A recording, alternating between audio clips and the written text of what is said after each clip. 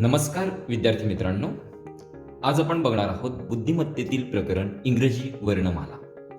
Scholarship, NIMS, NTS व इतर स्पर्धा परीक्षांमध्ये या प्रकरणावर जास्तीत जास्त गुणांसाठी प्रश्न विचारले जातात.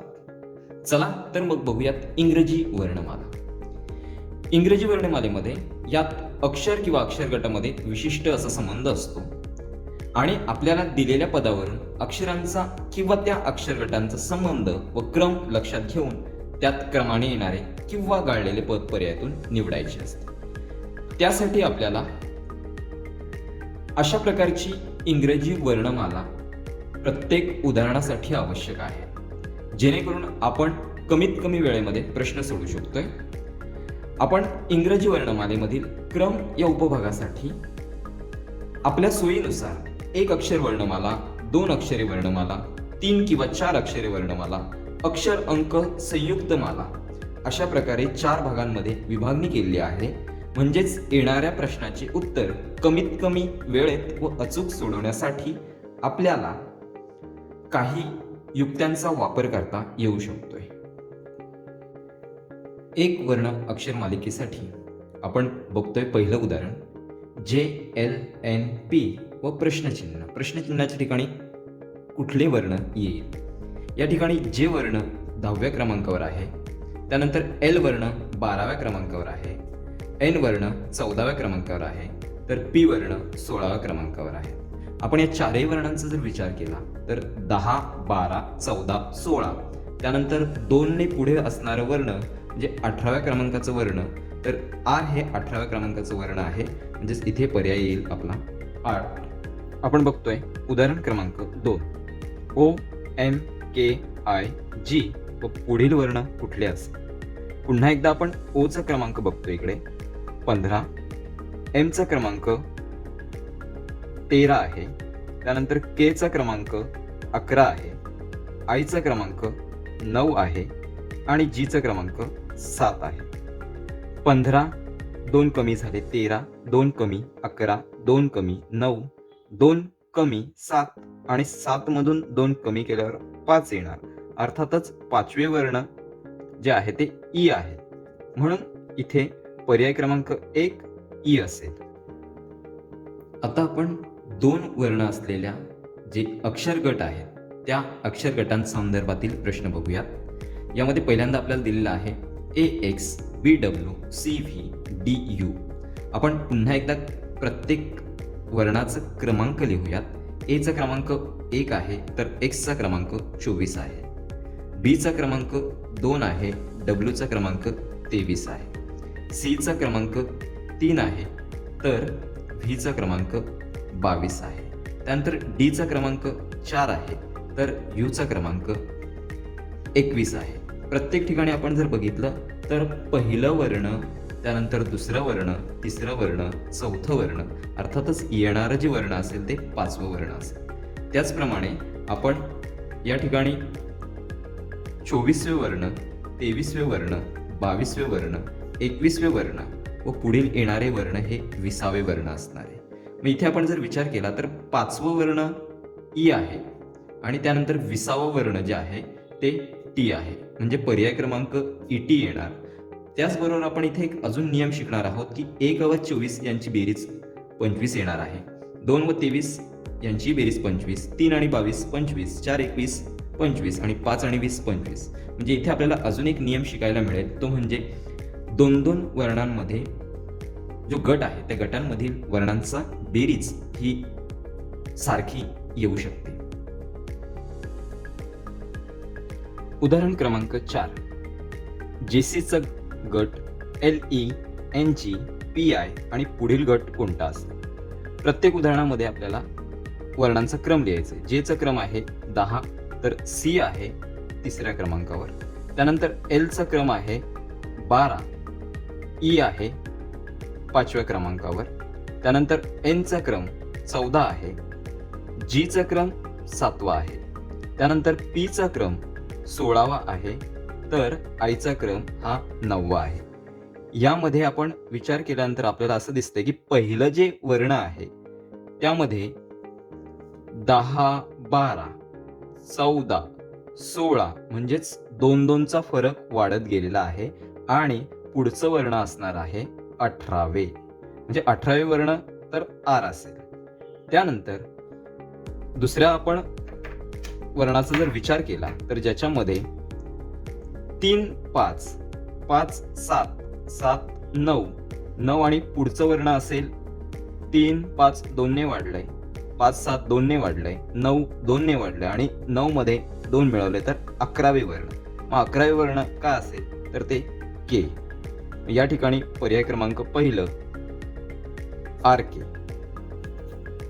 उदाहरण क्रमांक 5 डी जी एच के एल पी क्यू आणि पुढील वर्णांचा गट कोणता असेल.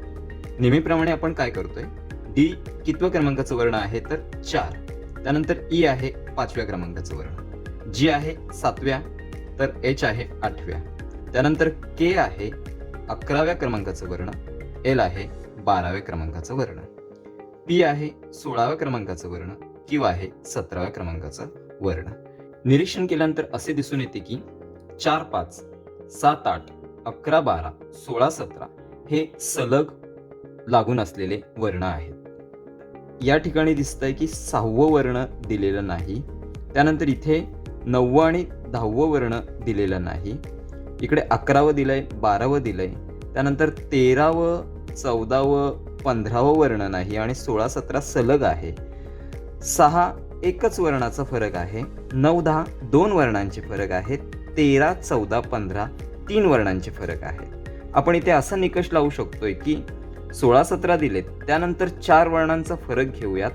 म्हणजेच 18 19 20 आणि 21 वर्ण हे 4 वर्ण वगळले, त्यानंतर आपल्याला अपेक्षित असणारं उत्तर असेल 22 आणि 23वे वर्ण. तर 22वे आणि 23वे वर्ण आपले आहे व्ही आणि डब्ल्यू. यामधील व्ही आणि डब्ल्यू म्हणजेच पर्याय क्रमांक 2 असेल. उदाहरण क्रमांक 6 A M N Z C K P X E I व प्रश्नचिन्हाच्या जागी कुठले वर्णांचा गट असेल. आपण एचा वर्ण कितव्या क्रमांकाला तर पहिल्या क्रमांकाला आहे असं लिहितोय. त्यानंतर एम 13व्या क्रमांकाला आहे, एन 14व्या क्रमांकाला आहे, तर झेड हा 26व्या क्रमांकाला आहे. त्यानंतर सी हा 3ऱ्या क्रमांकाला आहे, के हा 11व्या क्रमांकाला आहे, पी 16व्या क्रमांकाला आहे, तर एक्स 24व्या क्रमांकाला आहे. त्याचप्रमाणे ई हा 5व्या क्रमांकावर आहे आणि आय हा 9व्या क्रमांकावर आहे. निरीक्षण केल्यानंतर असं लक्षात येतं की काही वर्ण हे काही अंतर सोडून या ठिकाणी दिलेले आहेत. म्हणजेच 1 आणि 3 याच्यामध्ये दुसरं वर्ण दिलेलं नाही. त्यानंतर 5वं आहे. ओके. त्यानंतर 13वे वर्ण, 11वे वर्ण आणि 9वे वर्ण देखील आपल्याला दिलेले आहे. त्यानंतर आपण पुढच्या वर्ण जोडींचा विचार करूयात. 14वे वर्ण, त्यानंतर 16वे वर्ण आणि त्याच्या पुढील वर्ण काही आपल्याला दिलेलं नाही. कदाचित आपण थोड्या वेळासाठी असं गृहीत धरूयात की ते 18वं वर्ण असू शकते. त्यानंतर 26 आणि 24 आणि मग पुढचं जर वर्ण आपण विचार केला तर ते 22वं असायला पाहिजे. मग पर्यायामध्ये उत्तर आहे का आपण शोधूयात. तर 18वे वर्ण आहे आर आणि 22वे वर्ण जे आहे ते व्ही. मग आर व्ही, तर हां 4थ्या क्रमांकाचं पर्याय या ठिकाणी आहे. इथे 1 सोडून 1 असं गट दिलेलं आहे. 1 सोडून 1 गट दिल्यामुळे थोडंसं आपल्याला ओळखण्यासाठी ते कठीण जाऊ शकतं. त्यामुळे अशाही उदाहरणांचा आपण अधिकाधिक सराव करण्याचा प्रयत्न करूया. आता आपण सुरू करतोय 3 वर्णांचा गट किंवा 4 वर्णांचा गट असल्यानंतर कोणते नियम आपल्याला वापरावे लागू शकतात. पुन्हा आता आपल्याला अशाच प्रकारची वर्णमालिका आपल्याला समोर असणं अपेक्षित आहे. परीक्षेला ही वर्णमालिका आपण आधीच तयार करून ठेवणार आहोत. या ठिकाणी AIR, BJS, CKT, DLU यासारखे वर्णांचा आपल्याला गट दिला आहे. प्रश्नचिन्हाच्या जागेचा आपला ओळखायचा आहे. बऱ्याच वेळा आपल्याला असंही करता येऊ शकतंय की वर्णच क्रमांक घेण्याऐवजी A, B, C, D आणि पुढील वर्ण E येईल. परंतु यापेक्षा जर आपण क्रमांक जर टाकले तर ते अचूक आणि कमी वेळेमध्ये येऊ शकते.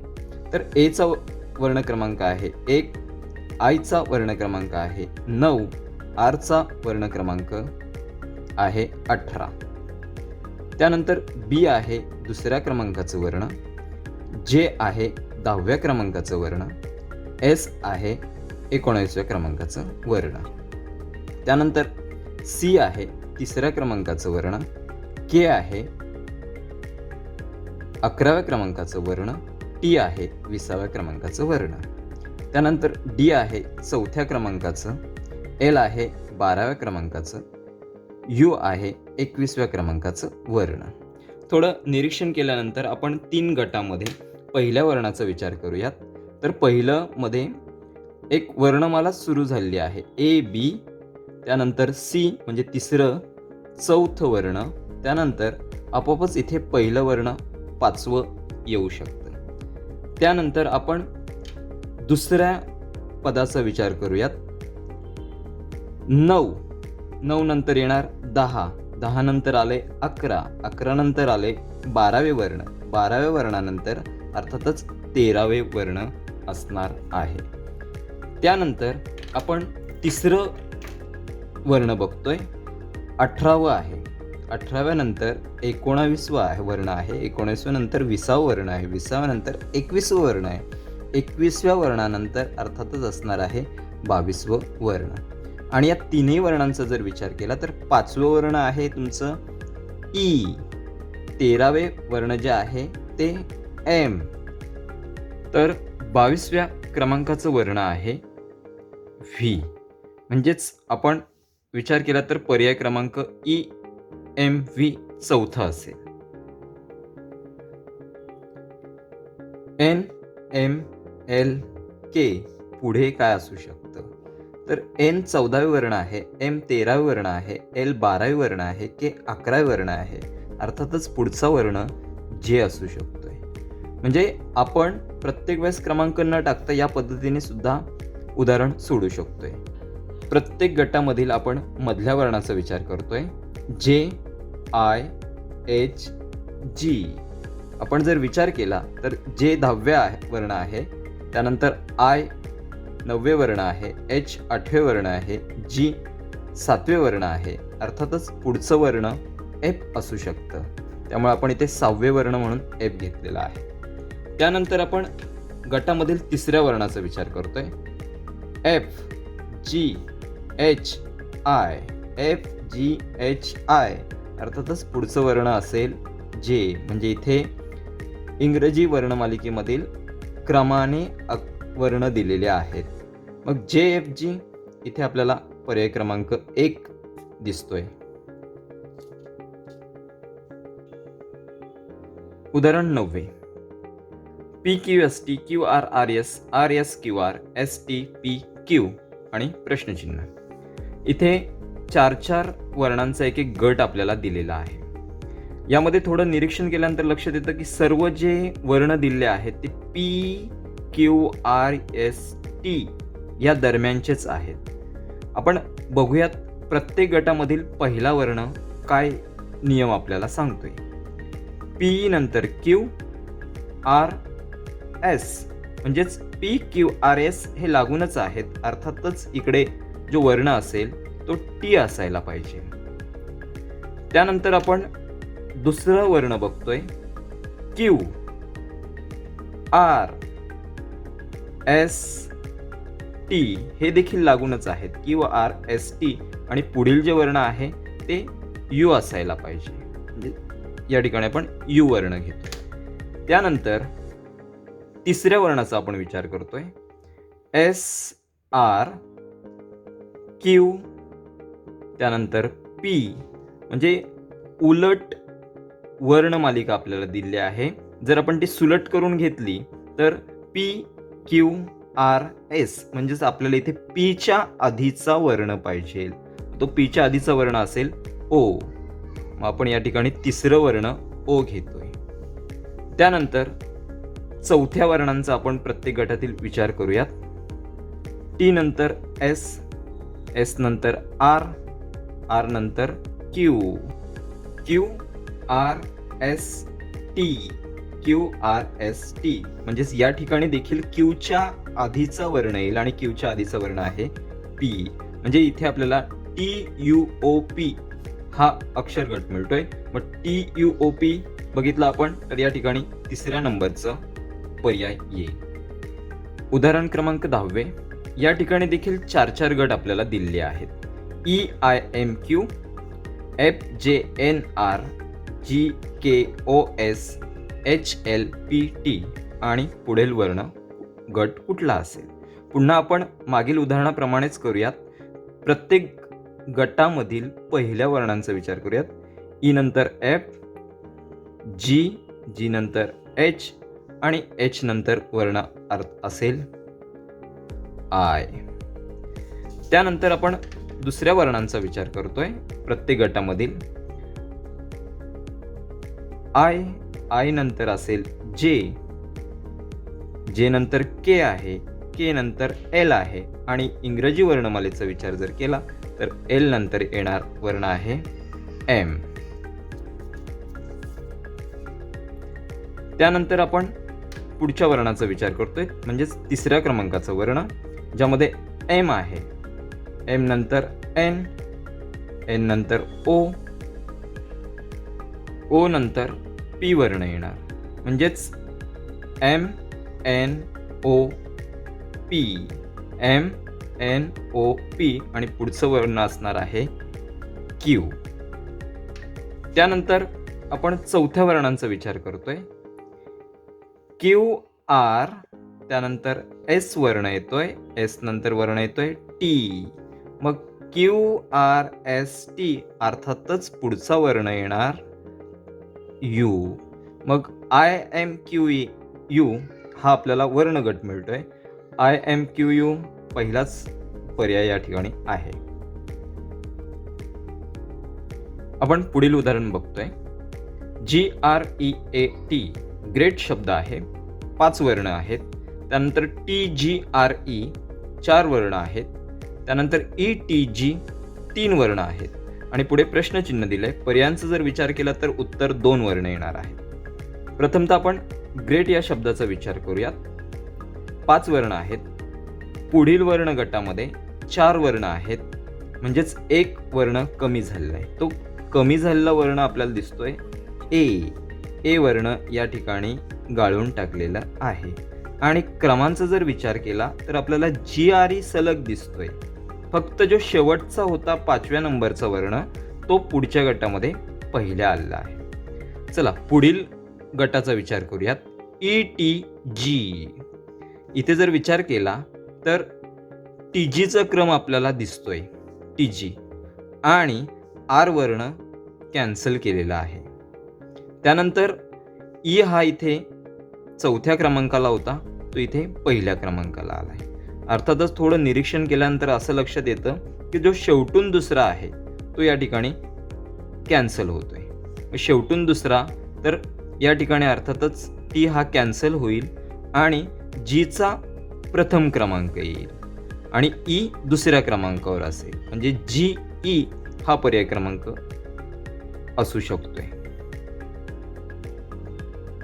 विद्यार्थी मित्रांनो, आपण या उदाहरणांमध्ये अंक व इंग्रजी वर्ण यांच्यामध्ये असलेलं जे काही संयुक्त मालिका आहे त्यांचा विचार करतोय.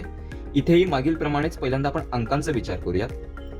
3, 6, 9, 12 म्हणजे इथे आपण बघितलं तर 3 ने वाढत चाललं किंवा आपण 3चा पट म्हणूयात, 3चा पाडा म्हणूयात. मग जो अंक आहे तो 15 आहे. त्यानंतर आपण जर वर्णांचा विचार केला तर या ठिकाणी पहिल्या वर्णामध्ये A B, B C, C D अर्थातच डी नंतर येणारं वर्ण जे आहे ते ई असेल. त्यानंतर आपण प्रत्येक गटामधील मधल्या वर्णाचा विचार करूयात. इथे सी आहे, सी आहे, सी, त्यानंतर सी म्हणजे प्रत्येक ठिकाणी सी हा आपल्याला स्थिर दिसतोय. त्याचप्रमाणे ई नंतर सी हे वर्ण असेल. म्हणजे EC 15 हा गट योग्य असू शकतोय, म्हणजे पर्याय क्रमांक 1.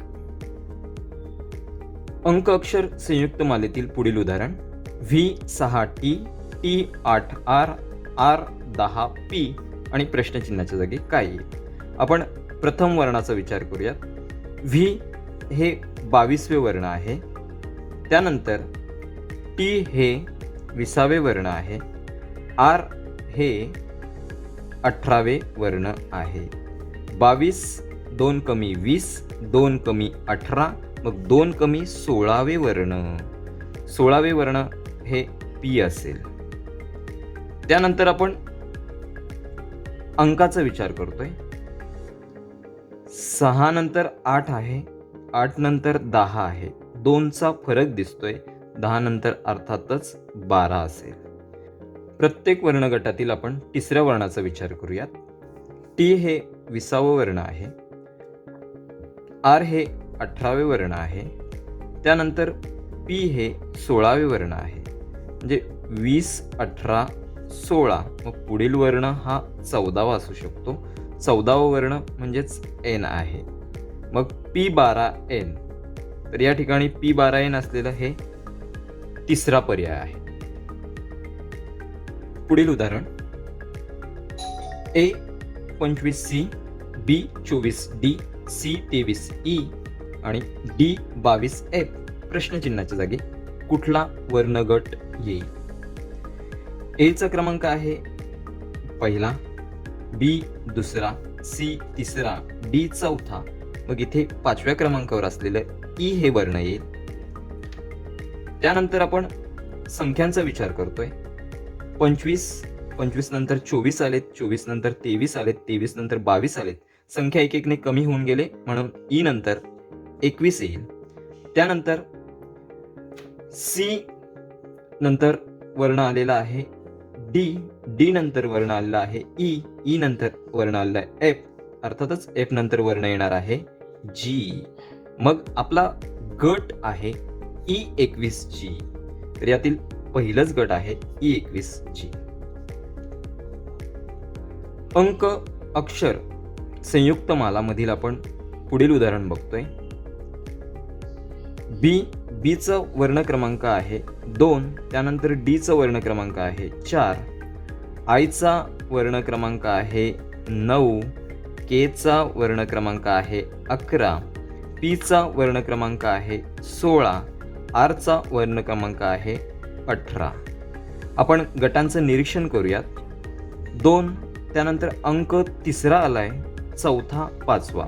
म्हणजे इथे 2 3 4 5 असा एक गट तयार होतोय. त्यानंतर इथे 9 10 11 12 असा एक गट तयार होतोय. त्यानंतर इथे 16 17 18 19 असा गट तयार होतोय. मग पुढे काय असू शकतंय? तर आपण थोडा प्रत्येक गटामध्ये असलेला काही जो फरक आहे तो आपण लक्षात घेण्याचा प्रयत्न करूयात. इथे शेवटचं 5 आहे आणि त्यानंतर 9 आहे. मग 9मधून 5 गेले, 4चा फरक आहे. त्यानंतर 16तून 12 गेले, इथे देखील 4चा फरक आहे. त्यानंतर आपण बघतोय की 19 मध्ये जर आपण 4 मिळवले तर 23 येईल. आणि 23 पासून कुठला वर्ण सुरू होतोय तर तो W नंतर इथे 24 येणार. त्यानंतर 25वे वर्ण तुमचं Y येणार आणि पुन्हा 26 अंक येणार. मग W 24 Y 26 पर्यायांपैकी दुसऱ्या क्रमांकाचा पर्याय या ठिकाणी आहे. मित्रांनो, इंग्रजी वर्णमालेतील आपण बहुतांशी परीक्षेला येणारे सर्वच प्रकार बघितलेले आहेत. नक्कीच पुढे येणाऱ्या परीक्षांमध्ये तुम्हाला याचा फायदा होईल आणि एवढ्याच उदाहरणांचा आपण सराव जरी केला तर निश्चितपणे पेपरला येणारे प्रत्येक उदाहरण आपण अचूकरित्या सोडू शकतो याची मला खात्री आहे. तुम्हाला ही व्हिडिओ नक्कीच आवडली असेल.